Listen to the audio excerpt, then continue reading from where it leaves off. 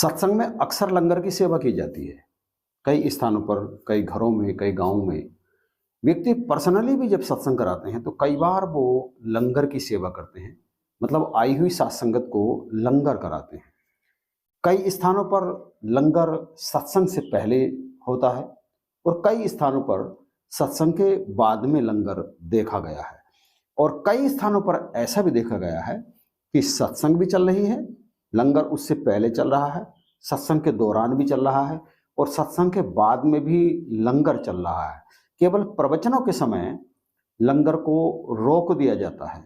तो जो आने वाली सात संगत है, जो सत्संग सुनने के लिए आई है, चाहे वो किसी के घर होने वाले सत्संग में आई हो, साप्ताहिक होने वाले सत्संग में आई हो, भवन पर मासिक सत्संग में आई हो, या फिर और इससे बड़े स्तर पर होने वाले सत्संग में आई हो, लंगर किस समय करना चाहिए? क्या सत्संग से पहले, मतलब जैसे ही हम आए सत्संग सुनने के लिए, सत्संग स्थल पर पहुंचे, आते के साथ ही क्या लंगर आरंभ कर दें जो कि पहले से चल रहा है, या फिर सत्संग सुनने के बाद में लंगर करें, या फिर बीच में लंगर कर लें कि सत्संग भी चल रहा है और हम लंगर भी कर लें? इनमें से किस समय पर लंगर करना सबसे अधिक उचित रहता है, या इसके संबंध में भी कुछ नियमावली हैं कि सत्संग के बीच में लंगर करें, बाद में लंगर करें या पहले लंगर करें? आइए जानते हैं इस वीडियो में कि लंगर का उचित समय कौन सा होता है।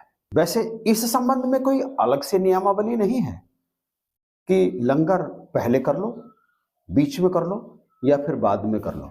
इस संबंध में जैसा कि कहा, कोई अलग से नियमावली है ही नहीं। और इसीलिए आप अक्सर देखते होंगे कि सत्संग में लंगर अक्सर चलता रहता है, पहले से, सत्संग के बीच में और सत्संग के बाद में लगातार चल रहा है। केवल प्रवचन के समय लंगर को रोक दिया जाता है। तो किस समय लंगर करें, पहले या बाद में?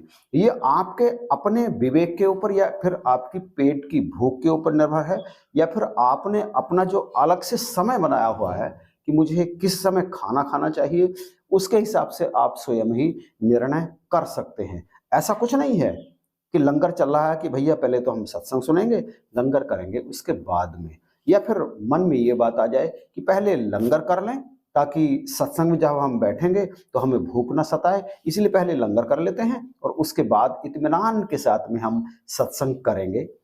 ये आप स्वयं तय कर लें कि किस समय लंगर करने से आपका सत्संग प्रभावित नहीं होगा। महत्वपूर्ण ये नहीं है कि आप लंगर करें, क्योंकि सत्संग में जाने का अर्थ ये तो होता ही नहीं कि हमें सत्संग में इसलिए जाना है कि वहां पे हमें लंगर मिलेगा। वो तो एक सेवा है जो किसी महात्मा ने हम सारी सात संगत के लिए की है। मेन उद्देश्य क्या है? मेन उद्देश्य है सत्संग में जाना और सत्संग में जाकर के वहां पर पूरी सत्संग को ध्यान से सुनना। लंगर तो हम कर ही लेते हैं जब आप सत्संग में पहुंच रहे हैं और आपको भूख सता रही है, सत्संग आरंभ हुआ ही है या फिर होने वाला है या चल रहा है, तो आप देख लिए अपने हिसाब से समय को और फिर आप लंगर कर लीजिए। क्योंकि उसके बाद में आपको सत्संग में बैठे हुए पेट की भूख नहीं सताएगी, और पेट की भूख जब नहीं सताएगी तो आपका ध्यान भी नहीं भटकेगा। ऐसा भी हो जाता है कि आप भूखे पेट बैठे हैं सत्संग में और सत्संग सुन रहे हैं, लेकिन भूख आपको सता रही है, ध्यान आपका बार बार लंगर की तरफ जा रहा है, तो ऐसी स्थिति में आपको पहले लंगर कर लेना चाहिए। लेकिन यदि आप संतुष्ट हैं, आपको भूख नहीं लग रही है और सत्संग चल रहा है, तो पहले आप सत्संग में जाकर के बैठिए, सत्संग सुनिए, पूरा प्रवचन सुनिए और उसके बाद में आप लंगर जाकर के छक लीजिए। ऐसी स्थिति में आपको संपूर्ण सुख भी प्राप्त होगा और संपूर्ण लाभ भी प्राप्त होगा। आपका ध्यान कहीं भटकेगा नहीं। वैसे आप जब सत्संग में जाते हैं तो आप लंगर किस समय करते हैं, पहले, बीच में या बाद में?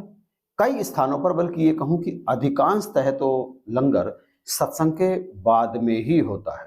रहे बहुत बड़े प्रादेशिक और एनुअल संत समागम की बात, तो उनमें तो हर समय लंगर चलता रहता है।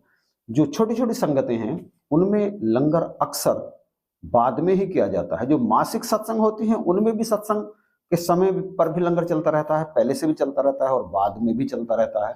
तो आप किस समय लंगर करते हैं?